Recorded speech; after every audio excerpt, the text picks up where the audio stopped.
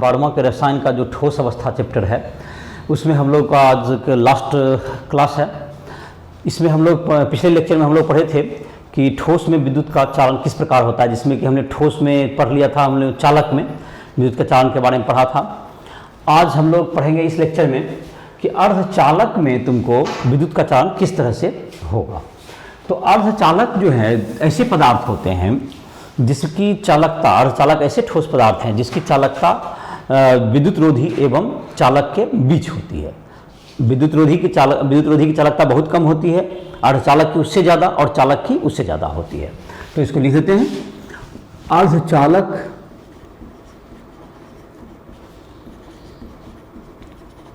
की चालकता, अर्धचालक की चालकता चालक से कम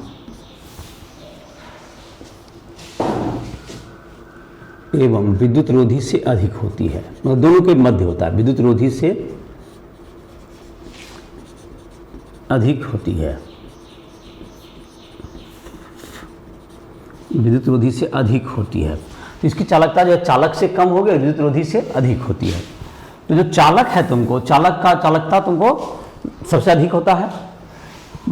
तो इसमें चालकता इसलिए अधिक होती है, जैसा कि हमने पढ़ा था कि संयोजी ऊर्जा बैंड और चालन ऊर्जा band, conduction band and valence band, दोनों का जो कि एनर्जी गैप जो होता है, ऊर्जा का जो अंतर होता है, वह अधिक होने पर अधिक से अधिक इलेक्ट्रॉन उसमें नहीं जा पाते हैं। तो जब हम लोग ताप बढ़ाते हैं तो अर्धचालक में ये होते हैं कि अधिक से अधिक इलेक्ट्रॉन संयोजी ऊर्जा बैंड से चालन ऊर्जा बैंड में जा पाएंगे। ऊर्जा ताप से ऊर्जा ग्रहण करके अधिक से अधिक इलेक्ट्रॉन संयोजी ऊर्जा बैंड से चालन ऊर्जा में जाएंगे और वह अधिक से अधिक चालन करेगा। तो ताप बढ़ाने पर, इसका मतलब ये हुआ कि ताप बढ़ाने पर अर्धचालक की जो चालकता है वो बढ़ती है, जबकि इसके विपरीत चालक की चालकता ताप बढ़ाने पर घटती है। अर्धचालक ताप बढ़ाने पर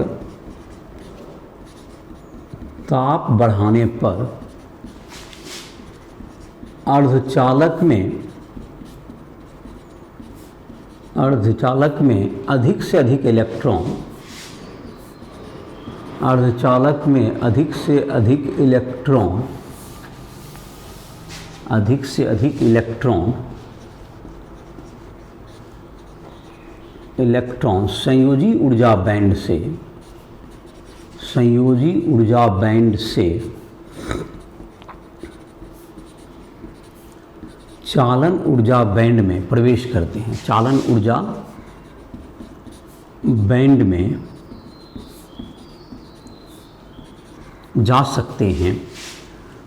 जाते हैं, जिससे उसकी चालकता, जिससे अर्धचालक की चालकता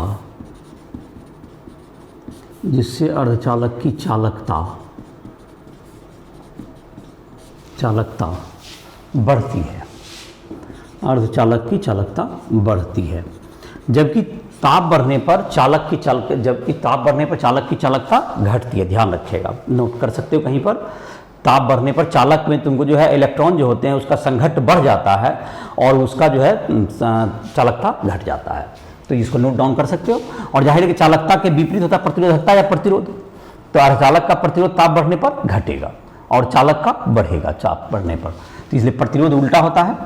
तो ये तुम्हारा हो गया चालक बढ़ने पर अधिक से अधिक इलेक्ट्रॉन क्या होंगे, जो कि तुमको जहाँ तक ये जो चित्र बनाए होंगे कि ये जैसे संयोजी ऊर्जा बैंड है, यहाँ पर वैलेंस ऊर्जा बैंड है, वैलेंस बैंड, और ये कंडक्शन बैंड हुआ, कंडक्शन बैंड, और ये वैलेंस बैंड हो गया संयोजी ऊर्जा बैंड। इन दोनों के बीच में जो ऊर्जा का अंतराल होता है जिसको हम लोग ईजी मतलब ऊर्जा गैप, फॉरबिडन एनर्जी गैप इसको जो कहते हैं, तो ये तुमको अधिक से अधिक यहाँ से इलेक्ट्रॉन जंप करके यहाँ चले जाते हैं। तो जहाँ से इलेक्ट्रॉन जंप करते हैं, यहाँ से इलेक्ट्रॉन अगर इसमें चला गया तो यहाँ पे ये कंडक्शन इलेक्ट्रॉन बना, इलेक्ट्रॉन, और यहाँ पर जो होता है इसको हम लोग होल कहते हैं, इसको छिद्र या होल। यहाँ पर जहाँ से इलेक्ट्रॉन चले जाएंगे उस वहाँ क्या बना जाता है, ये होल बना देता है। तो इस प्रकार से संयोजी ऊर्जा बैंड में एक होल बन गया, यहाँ पर इलेक्ट्रॉन यहाँ चले गए, तो ये इलेक्ट्रॉन फिर यहां से लौट के यहां आना चाहते हैं और इस प्रकार से, और यहां पर से ऊर्जा लेके फिर इलेक्ट्रॉन यहां से यहां जाएंगे, इस प्रकार से इसका चालन होते रहता है। तो फिर से इस बात को समझो, जब संयोजी ऊर्जा बैंड में इलेक्ट्रॉन जो होते हैं उसको ऊर्जा मिल जाएगा तो वह ऊर्जा लेकर के कहां पहुंच जाएगा, वह उस कंडक्शन बैंड में, और इस ऊर्जा को प्राप्त करके यह कंडक्शन बैंड में गया और यह पुनः कंडक्शन बैंड से कहां आना चाहेगा, वैलेंस बैंड में। और इस प्रकार से क्या होते रहेगा, तुमको ये एक दूसरे के जहां पर तुमको ये जहां पर की ऊर्जा इलेक्ट्रॉन का अधिक हो गया, इलेक्ट्रॉन जहां से उठ के गया, ये कंडक्शन इलेक्ट्रॉन के चालन इलेक्ट्रॉन हो गया, और जहां पर इलेक्ट्रॉन की कमी हुई से हम लोग होल कहते हैं। तो होल जो है इलेक्ट्रॉन की कमी को कहते हैं, इलेक्ट्रॉन की कमी को होल कहते हैं, और जहां इलेक्ट्रॉन की अधिकता हो गई तो अधिक चालन इलेक्ट्रॉन। इस प्रकार से होल और इलेक्ट्रॉन दोनों ही अर्धचालक की चालकता में कंट्रीब्यूट करते हैं, होल और इलेक्ट्रॉन। तो यहां पर जो चालन है अर्धचालक में चालन करते हैं, तो लिख सकते हैं संयोजी ऊर्जा बैंड, संयोजी ऊर्जा बैंड के इलेक्ट्रॉन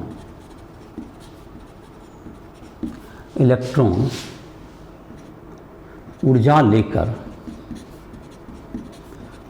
लेकर चालन ऊर्जा बैंड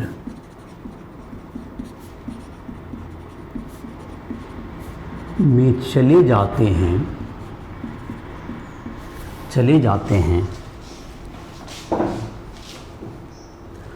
तथा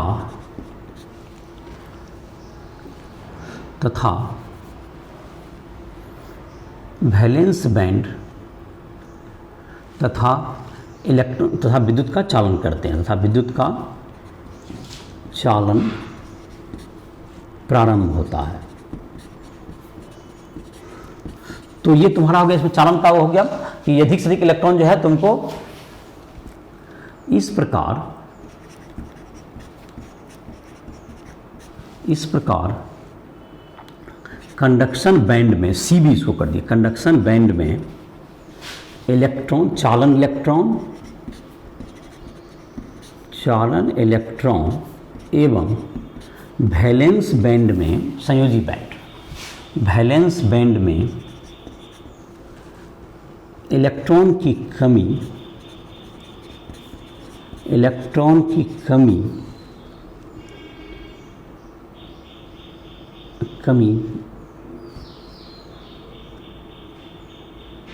होल, इलेक्ट्रॉन कमी होल उत्पन्न होती है, छिद्र जिसको कहते हैं, उत्पन्न होती है। तो इसमें होल और इलेक्ट्रॉन ये दो चीज जो हो गए, ये तुमको विद्युत का चालन में मदद करते हैं। ये होल और इलेक्ट्रॉन, चूंकि होल हो गया धन आवेशित, होल को माना जाता है धन आवेशित, इलेक्ट्रॉन को ऋण आवेशित। तो ये तुमको हो गया होल और इलेक्ट्रॉन को एक कारण यह कंडक्ट करते हैं।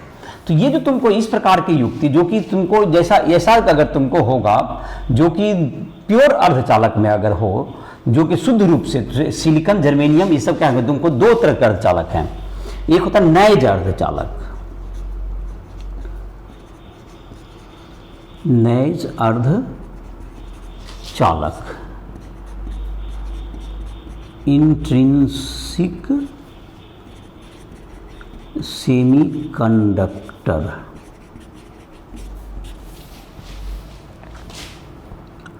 वे अर्धचालक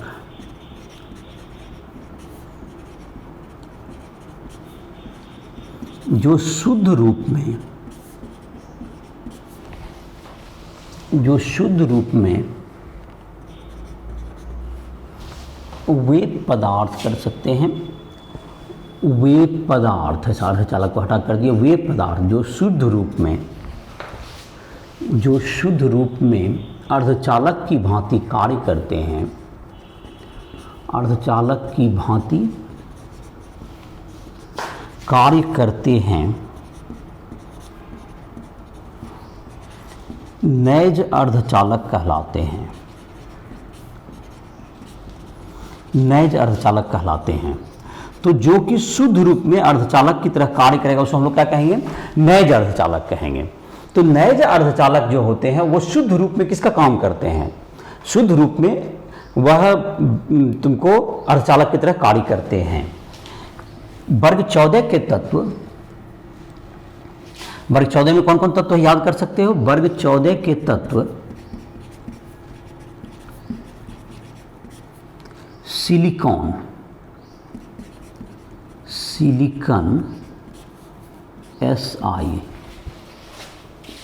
एवं जर्मेनियम Ge नैज अर्धचालक के उदाहरण हैं। नैज अर्धचालक के उदाहरण हैं। तो सिलिकॉन तुमको Si और तुमको जर्मेनियम जिसमें कि 4 संयोजी इलेक्ट्रॉन है, ये वर्ग 14 के तत्व हैं। इसमें 4 संयोजी सिलिकॉन एवं जर्मेनियम में उदाहरण हैं। इसके उदाहरण हैं सिलिकॉन एवं जर्मेनियम में, सिलिकॉन एवं जर्मेनियम में 4 संयोजी इलेक्ट्रॉन होते हैं। 4 संयोजी इलेक्ट्रॉन उपस्थित रहते हैं। तो इस प्रकार से अगर इसकी बनावट देखें तो एक सिलिकॉन परमाणु तुमको जो है, तुमको इसके द्वारा सिलिकॉन से इस ढंग से जुड़ते जाएगा। एक सिलिकॉन से इलेक्ट्रॉन, ये जो लाइन है तुमको एक एक इलेक्ट्रॉन को बता रहा है और इस प्रकार से ये जुड़ा रहता है। फिर यहाँ सिलिकॉन का परमाणु होगा, फिर यहाँ होगा। इस प्रकार से हर तरफ से ये जुटा हुआ रहेगा 4-4 से। ये तुमको सिलिकॉन के क्रिस्टल की बनावट हो गई और इस प्रकार से ये जुड़ा रहता है। तो ये सिलिकॉन एक परमाणु 4 परमाणु से घिरे रहते हैं। सिलिकॉन या जर्मेनियम इसी टाइप से रहते हैं, इसकी व्यवस्था होती है। तो ये तुमको शुद्ध रूप में यह चालक की भांति काम करते हैं। जब इलेक्ट्रॉन इसको मिलेगा तो जब ऊर्जा मिलेगा, जब ताप बढ़ेगा तो इससे ऊर्जा मिलेगा, जिससे कि जो इलेक्ट्रॉन है तुमको संयोजी ऊर्जा बैंड से वैलेंस बैंड से कहाँ चला जाएगा, कंडक्शन बैंड में। और इस प्रकार से वैलेंस बैंड में एक होल क्रिएट होगा और चालन ऊर्जा बैंड में एक इलेक्ट्रॉन, कंडक्शन इलेक्ट्रॉन उत्पन्न होगा। और इस प्रकार से यह जो है अर्धचालक जो है विद्युत का क्या करेगा, चालन करेगा। और इस प्रकार से यह इलेक्ट्रॉन का विद्युत का चालन करता है। अब दूसरा होता है कि इसकी चालकता को बढ़ाने के लिए जो नैज अर्धचालक होता है, इंट्रिंसिक सेमीकंडक्टर में कुछ अशुद्धियां मिला दी जाती है। तो लिख देते हैं यहाँ पर, तो प्राद्रवी अर्धचालक, प्राद्रवी तो नहीं, इसको मिटा देते हैं, उसके बाद लिख देते हैं इसको प्राद्रवी अर्धचालक। तो जो कुछ अशुद्धियां को मिलाया जाएगा, जब क्या करते हैं हम लोग नैज अर्धचालक की चालकता को बढ़ाने के लिए इसमें कुछ अशुद्धियां मिलाई जाती है। अशुद्धियां का मतलब हो गया ऐसे पदार्थ जिसमें कि इलेक्ट्रॉन की कमी या इलेक्ट्रॉन की अधिकता होगी, उसको वर्ग 14 के जो तत्व सिलिकॉन जर्मेनियम है उसके साथ मिक्स कर देते हैं, जिसको कहते हैं डोपिंग करना कहते हैं। इस अशुद्धि को मिलाने की जो प्रक्रिया होती है उसको हम लोग क्या कहते हैं, डोपिंग। तो डोपिंग करके तुमको क्या किया जाता है, जो अपमिश्रण करते हैं हम लोग, जिसको डोपिंग भी कहते हैं इंग्लिश में, अपमिश्रण की प्रक्रिया, जिसमें कि प्राद्रवी अर्धचालक जो नैज अर्धचालक में वर्ग 14 या वर्ग 15 के तत्व जिसमें इलेक्ट्रॉन की कमी हो, वर्ग 13 या वर्ग 15 के तत्व मिलाए जाएंगे। वर्ग 14 का तत्व तो ये सिलिकॉन जर्मेनियम होता ही है। वर्ग 13 या वर्ग 15 के तत्व को जब अपमिश्रित या डोपिंग कर दिया जाता है तो उसके फलस्वरूप प्राद्रवी अर्धचालक, इन एक्सट्रिंसिक सेमीकंडक्टर का निर्माण होता है। तो प्राद्रवी अर्धचालक किस प्रकार बनाते हैं हम लोग,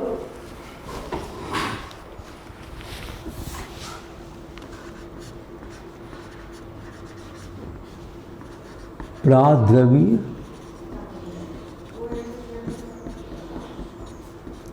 एक्सट्रिंसिक सेमी कंडक्टर। जब नैज अर्धचालक की चालकता बढ़ाने के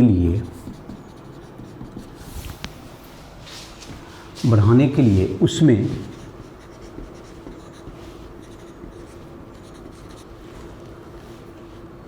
अशुद्धियां मिलाई जाती है तो इसके फलस्वरूप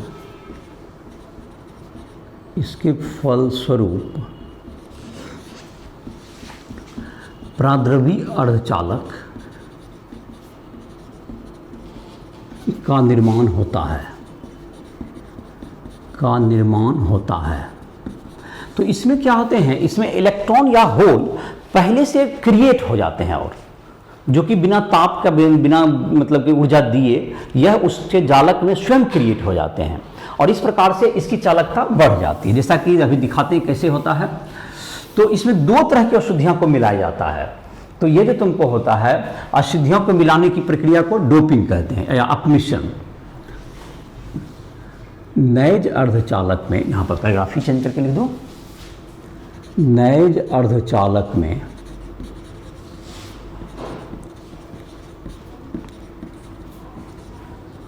अशुद्धियों को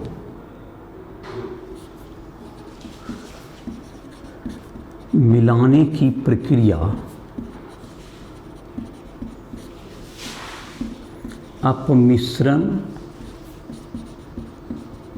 डोपिंग कहलाती है। अपमिश्रण डोपिंग कहलाती है।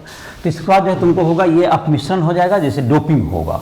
अब है तुमको कि ये तुमको नैज अर्धचालक में जबकि हम लोग कुछ अशुद्धि को मिला देंगे तो उसके कारण क्या बनेगा, प्राद्रवी अर्धचालक जिसकी चालकता उसके कारण अधिक हो जाती है। जैसे कि इसमें दो प्रकार की अशुद्धियाँ मिलाई जाती है, जिसमें कि एक बार इलेक्ट्रॉन की अधिकता और उसके आधार पर इलेक्ट्रॉन की कमी, दो प्रकार के अर्धचालक हो जाएंगे। तो नैज अर्धचालक को, प्राद्रवी अर्धचालक को अशुद्धियों के अनुसार दो भागों में बांटा जा सकता है। दो भागों में बांटा जा सकता है। नंबर पहला, ए नंबर, एन प्रकार के अर्धचालक, एन टाइप अर्धचालक, एन प्रकार के या एन टाइप अर्धचालक, एन टाइप सेमीकंडक्टर। ऐसे अर्धचालक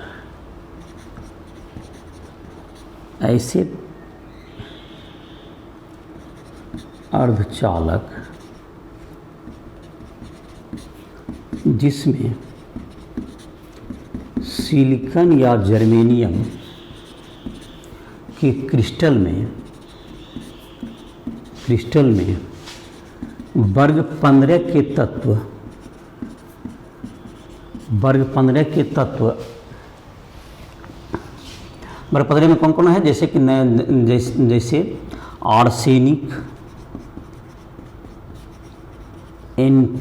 आर्सेनिक या एंटीमनी को अपमिश्रित कर देने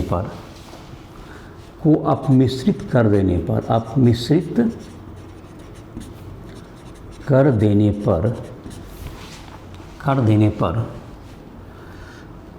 इलेक्ट्रॉन की संख्या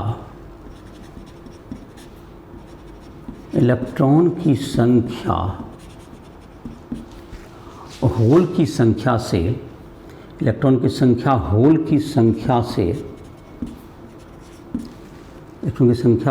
संख्या से अधिक हो जाती है,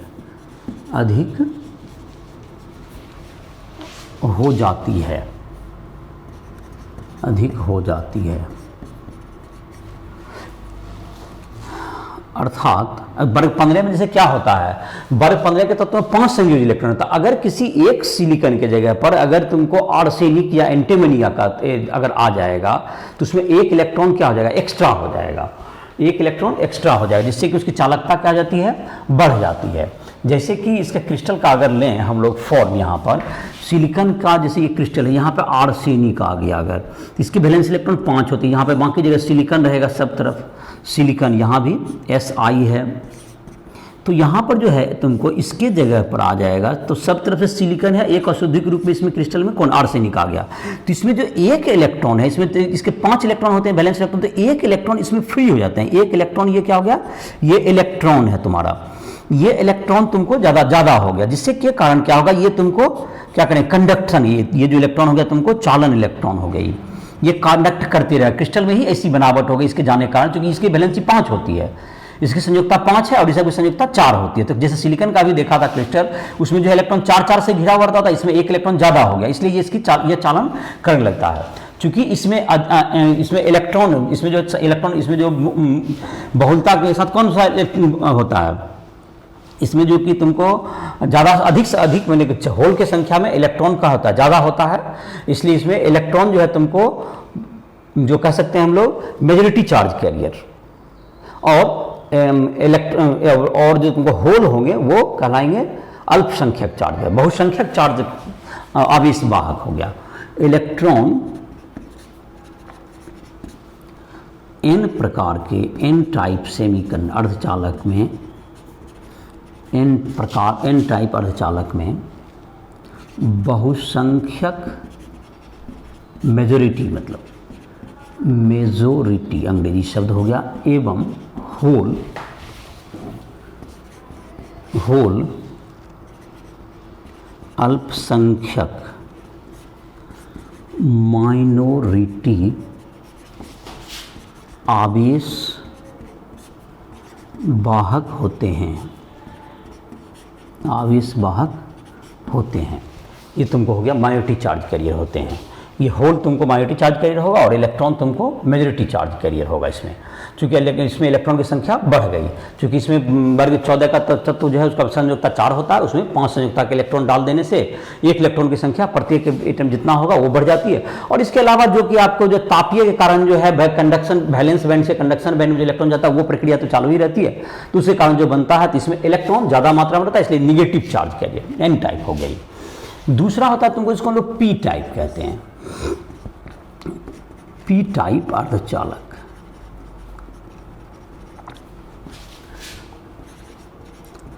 जब वर्ग 14 के तत्व सिलिकॉन एवं जर्मेनियम में वर्ग 13 के तत्व, वर्ग 13 के तत्व जैसे गैलियम, Ga या इंडियम In अपमिश्रित किया जाता है, अपमिश्रित किया जाता है तो इसके फलस्वरूप पी प्रकार के अर्धचालक का निर्माण होता है, पी प्रकार के अर्धचालक का निर्माण होता है। इसमें इलेक्ट्रॉन की कमी होती है, इसमें 3 ही इलेक्ट्रॉन होते हैं, इसके 3 वर्ग 13 के तत्व का संयोजकता 3 होगी। इसमें तो क्या हो जाएगा, इसमें होल जो है इलेक्ट्रॉन कमी मतलब होल, इसमें होल बहुसंख्यक एवं इलेक्ट्रॉन अल्पसंख्यक आवेश वाहक होते हैं। तो जहाँ तक इसके क्रिस्टल में देखेंगे, जैसे कि अगर सिलिकॉन के क्रिस्टल में एक आ गया तुमको, जैसे था तुम गैलियम का क्रिस्टल आ गया, मान तो गैलियम एक डाल दिया तुम्हें Ga, तो यहाँ सिलिकॉन है, तो इधर की तरफ क्या होगा, यहाँ भी सिलिकॉन से जुटेगा, यहाँ भी ये सिलिकॉन से जुटा, लेकिन यहाँ पर क्या हो जाएगा, एक तुमको होल क्रिएट हो गया यहाँ पर, क्योंकि यहाँ पर एक इलेक्ट्रॉन सिलिकॉन के पास था, लेकिन इसके पास 3 ही वैलेंस होगा, तीनों तरफ दे दिया, एक इसके पास नहीं है, तो ये क्या हो गया, यहाँ पर होल क्रिएट हो गया। तो ये होल क्रिएट हो गया, और यही होल क्या करेगा, फिर ये यहाँ से इलेक्ट्रॉन खींच के लाएगा, फिर ये यहाँ पर होल क्रिएट हो जाएगा। इस प्रकार से ये कंडक्ट करता रहेगा हर तरफ। इलेक्ट्रॉन की यहाँ कमी है तो बगल वाला से इलेक्ट्रॉन लेगा, फिर वो बगल वाला से लेगा, इस प्रकार से एक जगह से इलेक्ट्रॉन का प्रवाह शुरू हो जाता है क्रिस्टल में। और इस प्रकार का जो सेमीकंडक्टर है, जिसको हम लोग कहते हैं, जिसमें कि इलेक्ट्रॉन की कमी है, जिस तत्व के मिलाने से, अशुद्धि मिलाने से, जो डोपिंग हम लोग किए, उसमें एक बार इलेक्ट्रॉन की संख्या ज़्यादा मिला, ज़्यादा संयोजी इलेक्ट्रॉन वाले को डाल दी, वर्ग 15 के तत्व डाले, जिससे कि N प्रकार का बना, जिसमें इलेक्ट्रॉन अधिकता थी, और एक बार डाल दिए P प्रकार का बनाने के लिए क्या कर दिया, इलेक्ट्रॉन की कमी वर्ग 13 के तत्व को जब अशुद्धि के रूप में डाले तो वह क्या बन गया, P प्रकार का अर्धचालक का निर्माण हो गया। तो इस प्रकार से क्या हो गया, तुमको 2 प्रकार के अर्धचालक बने, एक N टाइप और दूसरा P टाइप का। और इन दोनों को मिला करके अर्धचालक से इससे बहुत सी युक्तियां बनाई जाती है, जिसको हम लोग डायोड, जैसे तुमको ट्रांजिस्टर, ये सब अर्धचालक युक्तियाँ होती है जो कि इन सबों के द्वारा बनाई जाती है, जिसका कि तुमको जो है भौतिकी के क्लास में तुम जो है लास्ट एक्सरसाइज में तुम इसके बारे में डिटेल में पढ़ोगे और इससे ज़्यादा जानकारी तुमको उसमें दी जाएगी। तो अब तुमको जो है ये तो विद्युत का जो तुमको विद्युतीय गुण है पदार्थ का, ठोस का, वो तुम्हारा समाप्त हो गया। अब है तुमको इस चैप्टर में तुमको जो अंतिम टॉपिक है ठोस का चुंबकीय गुण, उसको कंप्लीट कर देते हैं। इस चैप्टर का जो थ्योरी का क्लास है वो समाप्त हो जाएगा। उसका जो क्वेश्चंस वगैरह बनाने के लिए तुमको जो भी जरूरत हो, क्वेश्चन जो भी बनाओगे तुमको एनसीईआरटी बुक से क्वेश्चन बना लोगे, फिर एग्जाम्पलर भी आता है एनसीईआरटी का, और बीच में जितने जो क्वेश्चन है तुमको उदाहरण या तुमको जो पाठ रहित प्रश्न है उसको भी सॉल्व करोगे। जिस क्वेश्चन में बनाने में दिक्कत हो तुम राइट ट्यूटोरियल ऐप के माध्यम से हमसे कोई भी प्रश्न पूछ सकते हो कि किसी भी क्वेश्चन में तुमको दिक्कत हो रहा है, उस ऐप पर आकर के उसमें तुमको हमारे फ़ोन नंबर, हमारे व्हाट्सएप नंबर, ये तुमको जो है ईमेल, ये सारी जानकारी मिल जाएगी। तुम वहाँ से नोट्स भी लिख सकते हो। तो उसके लिए तुम राइट ट्यूटोरियल ऐप का प्रयोग करो, जैसे प्ले स्टोर से डाउनलोड करके हमसे संपर्क करो। और जो भी तुमको क्वेश्चन कुछ दिक्कत होता है, एक्सरसाइज जब तुम्हारा फर्स्ट चैप्टर समाप्त हो रहा है, जहाँ भी तुमको दिक्कत हो, फिजिक्स हो, केमिस्ट्री हो, मैथ हो, किसी भी चीज़ में तुम हमसे संपर्क कर सकते हो। तो आज हम लोग देखते हैं अब पदार्थ का चुंबकीय गुण, ठोस का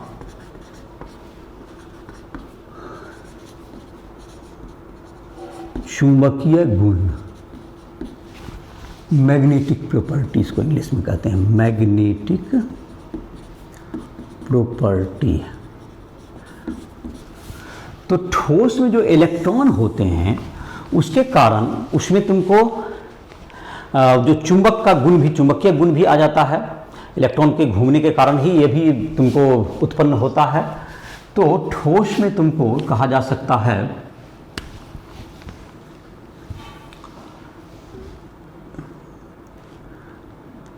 ठोस में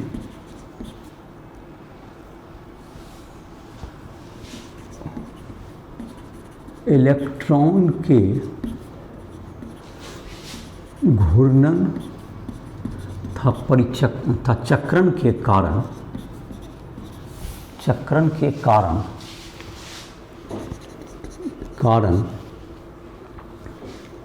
चुंबकीय गुण रहते हैं। चुंबकीय गुण के आधार पर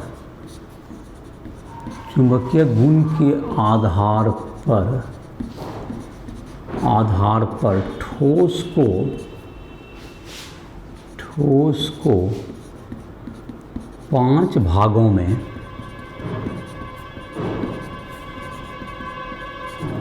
बांटा जा सकता है। ठोस 5 भागों में बांटा जा सकता है। नंबर पहला, ए नंबर, अनुचुंबकीय।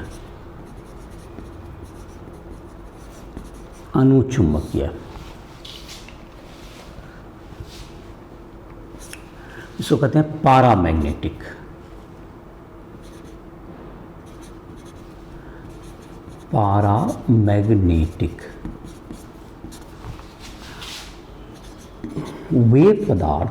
वे ठोस पदार्थ जो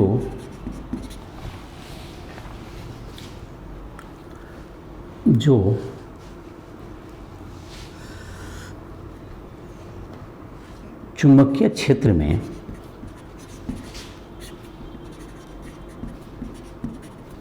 दुर्बल रूप से आकर्षित होते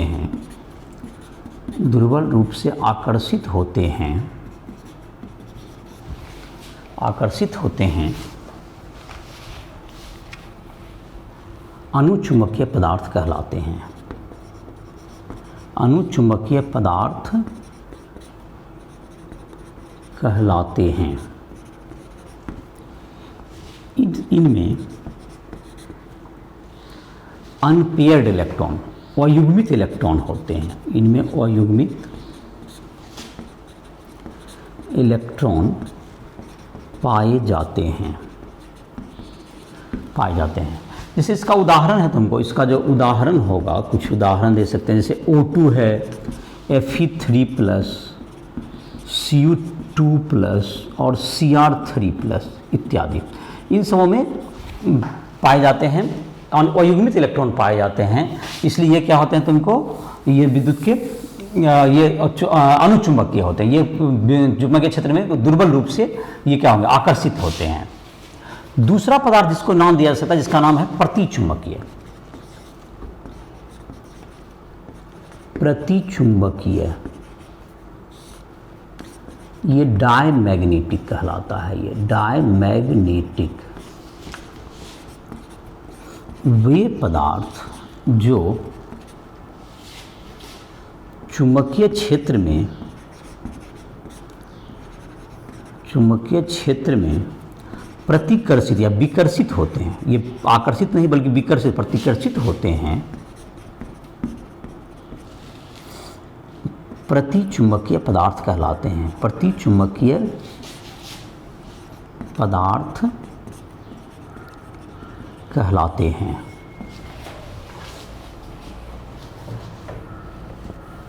इनमें अयुग्मित इलेक्ट्रॉन, इसमें सभी इलेक्ट्रॉन युग्मित होते हैं, ऐसा लिख सकते हैं आप। इसमें सभी इलेक्ट्रॉन युग्मित होते हैं, पेयर्ड होंगे, युग्मित होते हैं, युग्मित होते हैं। जैसे उदाहरण के लिए N2, इसमें सारे इलेक्ट्रॉन क्या होंगे, पेयर्ड होंगे। तो ये तुम्हारा हो गया प्रतिचुंबकीय पदार्थ होते हैं। जैसे NaCl इत्यादि, तो ये सब तुम्हारा क्या हो गया, इस सब में सभी इलेक्ट्रॉन युग्मित होते हैं। तो युग्मित इलेक्ट्रॉन का निकालेंगे तुम, जैसे कि हुंड का नियम का जो क्लास 11 में पढ़ा होगा, उसके आधार पर डायग्राम बनाओगे। जैसे Na+Cl-, Na+ में क्या होगा, 2 8 1 होता है, तो 2 8 हो गया, तो 8 हो गया तुमको 1, मतलब 2 8 जब हम लोग भरते हैं हुंड के नियम में, तो जो कि इलेक्ट्रॉन का जो पेयर करके ऊपर नीचे करते हो, तो उसमें 1s2 2s2 2p6, तो p में 3 ऑर्बिटल होते हैं, 3 दूनी 6 भर गया पूरा। तो इस प्रकार से क्या होता है, ये अयुग्मित इलेक्ट्रॉन इसमें नहीं पाए जाते हैं। और इसमें अयुग्मित इलेक्ट्रॉन नहीं पाए, इसलिए ये दुर्बल रूप से क्या होते हैं, प्रतिकर्षित होते हैं चुंबकीय क्षेत्र में। तीसरा तुमको आता है, तीसरा पदार्थ जिसका नाम लिखा सकते हैं हम लोग, जिसको हम लोग कहेंगे लौह चुंबकीय पदार्थ। C नंबर, लौह चुंबकीय फेरोमैग्नेटिक, फेरोमैग्नेटिक पदार्थ में उपस्थित इलेक्ट्रॉन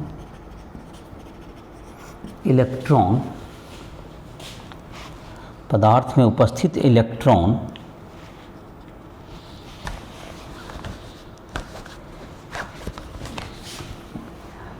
अपने प्रभाव क्षेत्र डोमेन का निर्माण करते हैं।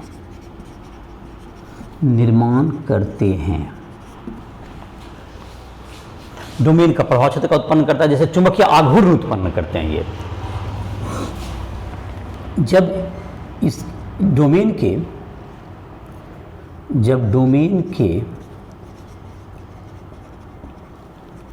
चुंबकीय आघूर्ण एक ही दिशा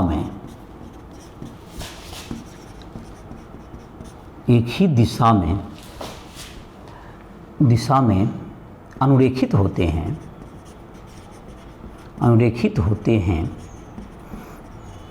तो पदार्थ के अंदर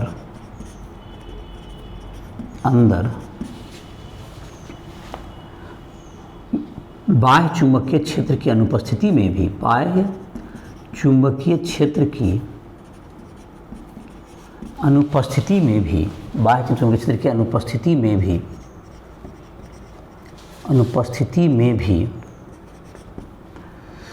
में भी अस्थायी चुंबकत्व होता है, अस्थायी चुंबकत्व गुण होता है। ये पदार्थ चुंबकीय क्षेत्र में अत्यधिक आकर्षित होते हैं। ये पदार्थ चुंबकीय क्षेत्र में अत्यधिक आकर्षित होते हैं। ये पदार्थ चुंबकीय क्षेत्र में अत्यधिक आकर्षित होते हैं। तो ये तुमको क्या होगा कि जो तुमको क्या होगा कि जैसे कि डोमेन हो गया तुमको, चुंबकीय आघूर्ण सब एक ही दिशा में होता है। जैसे इसको इस ढंग से दिखाया जाता है, चुंबकीय आघूर्ण सारे एक ही दिशा में हो जाएंगे। तो इसके कारण क्या होगा तुमको, सबका दिशा एक ही हो गया तो सब जुट जाएगा और चुंबकीय आघूर्ण काफ़ी बढ़ जाता है इसका। और इस प्रकार से क्या होगा तुमको ये काफ़ी अस्थायी चुंबक बनाते हैं। इसके उदाहरण हैं तुमको परमाणु के रूप में तुमको Fe, कोबाल्ट, निकेल, गैडोलिनियम इत्यादि, ये तुमको इसके उदाहरण हैं। तो ये तुमको हो गया इसका लौह चुंबकीय पदार्थ, इसमें डोमेन सारे एक ही दिशा में हो जाते हैं। और इसी का जैसे होता है तुमको एंटी फेरो प्रति लौह चुंबकत्व। प्रति लौह चुंबकत्व में क्या होगा, जैसा चौथा नंबर लिख सकते हैं, प्रति लौह चुंबकत्व, जिसमें कि क्या होगा, अगर यही डोमेन अगर एक दूसरे के क्या हो जाए, जब विपरीत दिशा में डायरेक्टेड हो जाए तो वह क्या कर देगा, तो तुमको जब विपरीत दिशा में डायरेक्टेड हो जाएगा तो वह तुमको एक दूसरे को कैंसिल आउट कर देता है। और उसमें क्या हो जाएगा, उसका जो चुंबकीय आघूर्ण है वह शून्य हो जाएगा। प्रति लौह चुंबकत्व चौथा नंबर है तुमको, प्रति लौह चुंबकत्व, एंटी फेरो मैग्नेटिक। जब पदार्थ के डोमेन एक दूसरे के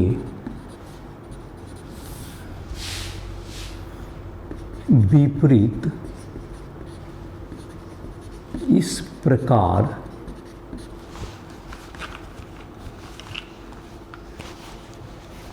व्यवस्थित हों कि इनका चुंबकीय आघूर्ण शून्य हो, कि इनका चुंबकीय आघूर्ण शून्य हो जाए तो वे प्रति लौह चुंबकीय होते हैं, प्रति लौह चुंबकीय होते हैं। उदाहरण इसका होता है जैसे MnO, इसमें तुमको इस तरह का होता है, जैसे एक इस दिशा में एक इधर, जीरो हो जाएगा इसका। तो इस टाइप से ये प्रति लौह चुंबकीय। जो पांचवा है तुमको फेरी चुंबकत्व। फेरी चुंबकत्व, इसमें डोमेन प्रभाव क्षेत्र एक दूसरे को पूरी तरह निरस्त नहीं कर पाते हैं, पूरी तरह निरस्त नहीं कर पाते। इसमें दुर्बल चुंबकत्व बन सकता है। इसका जैसे उदाहरण है, इसका उदाहरण तुमको हो जाएगा MgFe2O4, ZnFe2O4 इत्यादि। ये तुमको जैसे कि इसमें क्या होगा, दो जैसे एक दिशा में है, एक ठो विपरीत है तो इसका जीरो नहीं हो पाएगा इसमें चुंबकीय आघूर्ण। तो इस प्रकार का पदार्थ क्या होगा, तुमको फेरी चुंबकत्व होता है। तो ये तुमको इस तरह का जो तुमको था, तुमको चुंबकत्व का आधार 5 भाग में बांटे। तो जिसमें अयुग्मित इलेक्ट्रॉन होगा वह होता है अनुचुंबकीय, और जिसमें कि काफ़ी ज़्यादा अयुग्मित इलेक्ट्रॉन जो कि एक ही दिशा में सब डोमेन आ जाए तो वह होता है लौह चुंबकत्व हो जाता है। जो अनुचुंबकीय का ये विशेष की स्थिति है जिसमें कि अयुग्मित इलेक्ट्रॉन अनुचुंबकीय में भी होता है और लौह चुंबकीय में भी होते हैं। लेकिन लौह चुंबकीय के जो डोमेन होते हैं सारे एक दिशा में जब व्यवस्थित हो जाएंगे सबका, और अनुचुंबकीय में होते हैं वो व्यवस्था होगी कि तुमको क्या सारे डोमेन जब एक दिशा में बिल्कुल हो जाए तो वो क्या बन जाते हैं, लौह चुंबकीय होता है, और अस्थायी रूप से वो चुंबक बन जाते हैं, अनुरेखित हो जाएंगे। तो जब क्लास फिजिक्स में पढ़ोगे चुंबकत्व तो और इसके बारे में, डोमेन के बारे में, चुंबकीय आघूर्ण, इन सब के बारे में फिजिक्स में काफ़ी पढ़ाई होती है जो चुंबकीय क्षेत्र में, उसमें पढ़ोगे। तो चुंबकीय में तुमको किए हुआ चुंबकीय गुण में कि जब सारे जैसे कि अयुग्मित इलेक्ट्रॉन निकालते कैसे, अगर किसी चीज़ में ही निकालना हो, जैसे कि अयुग्मित, जैसे कि Fe है तुमको, तो इसका इलेक्ट्रॉनिक विन्यास लिखना। जैसे अयुग्मित इलेक्ट्रॉन निकालना है किसी में, जैसे कि तुमको निकालना चाहते हैं हम लोग अयुग्मित इलेक्ट्रॉन Fe में, मान लेते हैं Fe3+ में, तो Fe का इलेक्ट्रॉनिक, Fe का परमाणु संख्या कितना होता है 26। 1s2, 2s2, 2p6, 3s2, 3p6, 4s2 और 3d6, Fe26 का हो गया। तो d6 है, तो d में तुमको Fe3+ का जब इलेक्ट्रॉनिक विन्यास लिखेंगे तो Fe3+ का 1s2, 2s2, 2p6, 3s2, 3p6 और 4s वाला पहले निकल जाएगा और d में 5 हो जाएगा, 3d5। तो अब देखो d में जो इधर बाकी तो सब युग्मित हैं, लेकिन d में जो होते हैं 5 ऑर्बिटल होते हैं। d में 5 ऑर्बिटल हैं, तो प्रत्येक में जो है तुमको 5 डब्बा बना दोगे यहाँ पर। तो 5 में प्रत्येक में एक एक इलेक्ट्रॉन जो है युग्मित सब एक दिशा में पहले भरेंगे, 3, ये 4 और ये 5वां। ये पाँच अयुग्मित इलेक्ट्रॉन गए Fe3+ में। Fe3+ में कितने हो गए? ये Fe3+ में 5 अयुग्मित इलेक्ट्रॉन। तो किसी का भी हुंड के नियम की तरह का डायग्राम बनाओगे जिसमें प्रत्येक पहले एक दिशा में भरोगे, फिर तो तब पेयरिंग करते हैं हम लोग हुंड के नियम के मुताबिक। और इस प्रकार से किसी पदार्थ में हम लोग पता कर सकते हैं कि उसमें अयुग्मित इलेक्ट्रॉन हैं या नहीं है। जो अयुग्मित इलेक्ट्रॉन जिसमें होंगे तो वो तुमको क्या होंगे, वो अनुचुंबकीय हो गए या लौह चुंबकीय। लौह चुंबकीय का मैं नाम लिखिए जाए, Fe, कोबाल्ट, निकेल, गैडमिनियम, ये सब क्या होता है तुमको लौह चुंबकीय होते हैं। और बाकी तुमको जिसमें सारे इलेक्ट्रॉन पेयर्ड हो जाएंगे, तो डबलिंग हो जाएगा ऊपर नीचे, तो वो क्या होते हैं प्रतिचुंबकीय, जो कि विकर्षित होते हैं। अनुचुंबकीय बड़ा आकर्षित होते हैं, लौह चुंबकीय अत्यधिक आकर्षित होते हैं। और ये सब में तुमको प्रतिलौह चुंबकीय, ये जो तुमको लौह चुंबकीय ये क्या करते हैं, अपना चुंबक का गुण खो देते हैं और गर्म करने पर सारे पदार्थ के जैसे चुंबकीय गुण घटते हैं। गर्म कर दिया जाएगा तो उसके पदार्थ के चुंबकीय गुण कम हो जाते हैं। तो पदार्थ को ठोस को 5 भागों में हम लोग चुंबकीय गुण को कितने चुंबक के आधार पर, कितना चुंबकीय गुण के आधार पर 5 भागों में बांटे। अनुचुंबकीय जिसमें कुछ इलेक्ट्रॉन अयुग्मित होते हैं, ये आकर्षित होते हैं। प्रतिचुंबकीय जिसमें सारे इलेक्ट्रॉन युग्मित हो जाएं और ये तुमको दुर्बल रूप से प्रतिकर्षित होता है। लौह चुंबकीय अस्थायी रूप से चुंबकत्व प्राप्त कर लेता है, चाहे बाह्य चुंबकीय क्षेत्र हो या ना हो, ये काफ़ी ज़्यादा आकर्षित होते हैं। प्रतिलौह चुंबकीय और फेरी चुंबकत्व, तो ये तुमको हो गए तुमको क्या कहते हैं चुंबकीय गुण। और द्वितीय गुण इसके पहले पढ़ा, और ये इसी के साथ इस लेक्चर में ये जो तुम्हारा एनसीईआरटी बुक का जो जितना था तुम्हारा सिलेबस में, वो मैंने लेक्चर समाप्त कर दिया। अब कोई भी क्वेश्चन पूछना चाहते हो या उसका जो लेक्चर है अब वो अलग से बनाया जा सकता है, जिसमें कि प्रॉब्लम के बनाए जाएंगे। तो ये तुमको और कोई भी क्वेश्चन बनाने में दिक्कत हो रहा है तो एनसीईआरटी ऐप के माध्यम तो राइट टू ऐप के माध्यम से हमसे किसी भी प्रकार का प्रश्न, कोई भी ऑब्जेक्टिव हो, सब्जेक्टिव हो या कोई भी बुक से हो, किसी भी टाइप का प्रश्न हमसे तुम पूछ सकते हो। जहाँ भी कंसेप्ट नहीं सीखने में दिक्कत हो गया हो, फिजिक्स हो, केमिस्ट्री हो, मैथ हो, किसी के भी प्रश्न को हमसे पूछ सकते हो। तो उसके सॉल्यूशन के लिए एनसीईआरटी में बुक में जो क्वेश्चन है उसमें दिक्कत हो रहा है, जहाँ भी तुमको परेशानी है पूछने के लिए, तो हमको कॉल कर सकते हो। तो इसी के साथ इस लेक्चर को समाप्त कर रहे हैं।